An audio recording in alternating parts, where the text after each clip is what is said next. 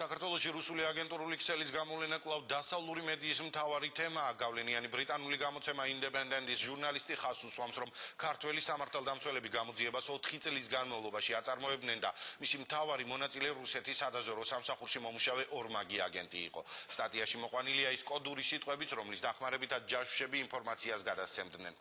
მეორე ბრიტანული გამოცემა ტელეგრაფი მთავარ აქცენტს უპრეცედენტო სპეცოპერაციის შემდეგ რუსეთის რეაქციაზე აკეთებს. ავტორი წერს, რომ რუსეთს მხოლოდ ბრალდებებისაგან გამოწვეული გაღიზიანების დაფარვა შეეძლო, რადგან ის სამხედრო დაზვერვის პროფესიულ დღესასწაულს დაემთხვა, ამიტომ მომხდარს მაშინვე ტყუილი უწოდა. სტატიაში შინაგან საქმეთა სამინისტროს წარმომადგენლის შოთა უტიაშვილის განცხადებაც ამოყვანილი, რომელიც ამბობს, რომ ჯაშუშობაში ბრალდებულები საიდუმლო სამხედრო ინფორმაციას რუსეთის დაზვერვას ომის პერიოდშიც კი გადასცემდნენ. საქართველოში რუსული აგენტურული ქსელის წევრები დააკავეს, რამაც რუსეთი გააღიზიანა. სტატიას ამ სათაურით უკვე Christian Science Monitor-იც აქვეყნებს. ჟურნალისტი ხაზს უსვამს, რომ უპრეცედენტო სპეცოპერაციის გამხმაურებისთანავე რუსეთის საგარეო საქმეთა მინისტრის მოადგილე მას პოლიტიკური ფარსი უწოდა. სტატიაში ისიც წერია, რომ ბოლო 6 წლის განმავლობაში რუსეთის სასარგებლო ჯაშუშობისათვის საქართველოში 60-მდე ადამიანია დაკავებული.